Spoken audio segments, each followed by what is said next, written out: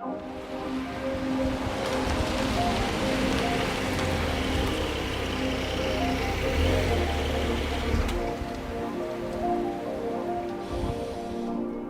first time seeing the 992 was at a Porsche press event, way ahead of the official launch actually.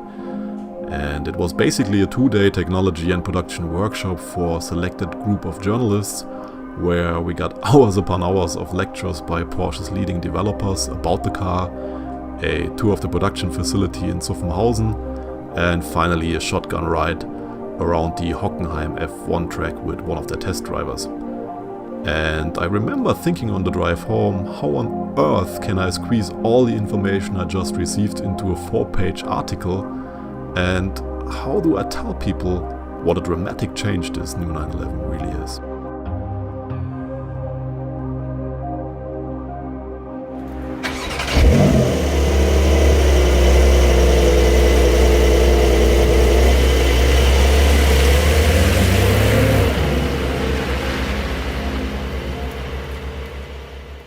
So a new 911 is always something to be excited about, of course, and still I have to say I left this event with mixed feelings. There were just a few things that really worried me, and that's, I guess, normal. When you love 911s, you're always worried that Porsche is changing something about the car that will ruin the driving experience and gives you a different feeling about the car than what you're used to.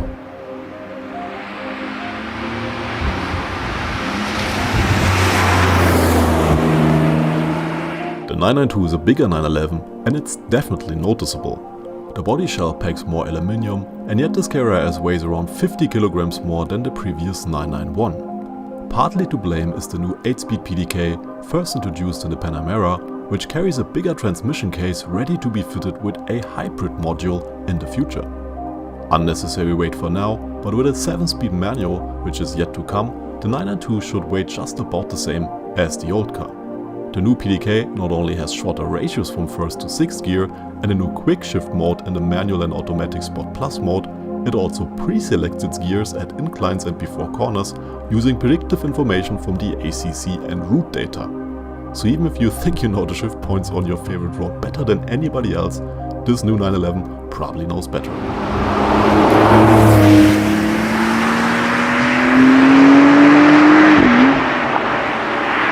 So I've heard very positive reviews about this engine, which has been modified heavily in comparison to the 991.2. It's still a 3-liter bi-turbo flat 6, but they've changed the turbo setup. It now has bigger turbos and it's a symmetric layout, which is meant to give you better response, but having bigger turbos, I think that really levels out. I think the responsiveness to me feels pretty similar to the predecessor. They've also changed the intercoolers on this car. They've introduced new injectors, which make it more fuel efficient. So quite significant changes here actually. But the biggest one for me really is down in the exhaust, where we now have particular filters. And they really muffle the sound quite a bit. Porsche is aware of that and has, I think for the first time really, built a sound symposer into this car. And I'm not so sure if I like that. Yes, they try to make it sound like a naturally aspirated engine by giving you intake noise that, yeah, sounds, let's say, interesting. But for me, a little bit artificial. Like, I really always love this deep growl that you got from the 911 engine at low RPMs. That's 2000 RPM, and I don't really hear much. When you rev the engine out, yeah, you get more howl, just fine, but it's not a thrilling engine, I'm sorry. For me, it's really effective, but the way also it delivers its power, similar to the 991.2, it's really linear, but not exciting in my opinion.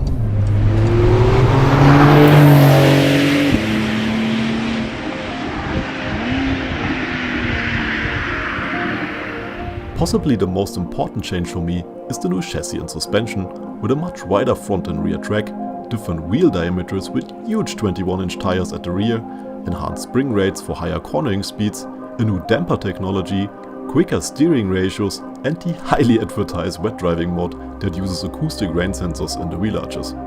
The last you can forget about. It's the single most annoying driver assist I've ever experienced in a car that has more traction in the rain than any other sports car I can think of. However, what you won't forget is taking the 992 to the limit. The new front axle has unbelievable bite and makes the last suspicions of understeer a topic of yesterday. The balancing capability of this 992 is simply beyond belief, but how involved you feel as a driver is a question of speccing the right car. The first 992 I drove was a car that was basically fully loaded with all the performance options that you can get for the 992. Rear steer and PDCC, to name the most important ones for me. And I have to say, driving this car back then, I wasn't happy with it. It felt slightly disconnected. I wasn't really feeling it. I was like, okay, this thing is hyper agile, but it always felt like, yeah, there's something going on electronically and it doesn't deliver me the feel that I'm used to of being really, really connected with the car. And this one that I'm driving here actually doesn't have the rear steer and it doesn't have PDCC, and it feels, yeah, more organic to me. So if you look for a street car and not for the last, few tenths on the track, then definitely go light on these options and stay standard pretty much. So let's talk about the new interior of the 992, and I have to say it's a very fresh and modern looking place and still has a few retro elements in it, like the dashboard design that go back to all the 911s, which is really, really nice. And still, at the press event, I was left with a few question marks in my face, and I talked to one of the engineers. One of the things that really bothered me is the fact that with this new multimedia interface here, yes, it's a nice screen, but it's not that easy actually to use while driving. The buttons are a little bit small, and it's also not facing the driver but the passenger, from where I'm sitting here at least. So that's a little bit strange. Something that is really, really nice is the analog rev counter here. I love that. Nice that they've kept that, but the other gauges are basically blocked by the steering wheel and you can read them while driving. So I asked the developer, well, can I switch all these screens off and just have the center rev counter and the speedometer when I'm driving Spirited? And yeah, he gave me a look on his face where I was like, okay, should not have asked him that. Seats and driving position are still great. I mean, it's a 911. I've never really had bad things to say about them. Still wish I could sit a little bit lower in this car again. But if Walter Röhrl is fine, he's even taller than me, then I have nothing to complain about, I guess.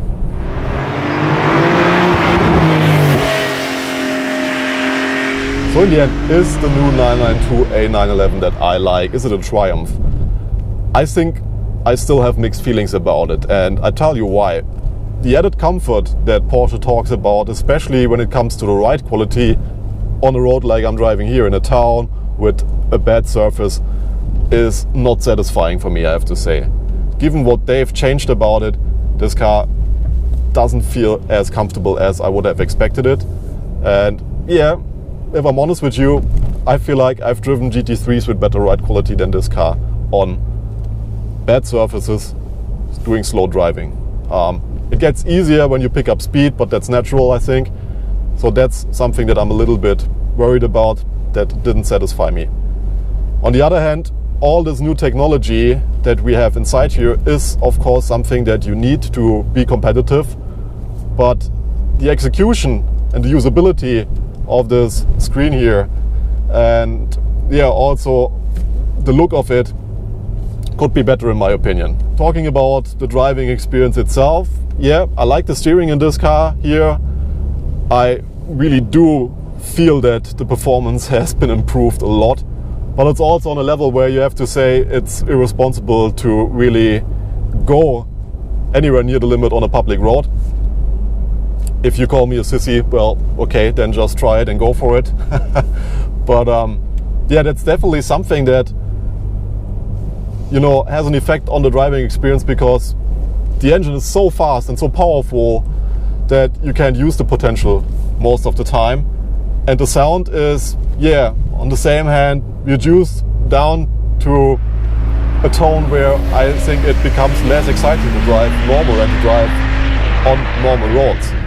So you find yourself constantly hunting for the limit and for the red line basically, but you can't do it on public roads, not even here in Germany unless you're on the Autobahn. So I think a smaller engine in this car, the normal Carrera for example, could be more exciting for me. I've not driven it yet, but I hear that it feels a little bit more responsive because it has smaller turbos and the power should still be more than decent to use on public roads. Yes, I appear a bit negative in this video, but just imagine if Porsche gave us a lightweight special of the 992 with a manual transmission and a new normally aspirated 4-liter engine from the Cayman GT4.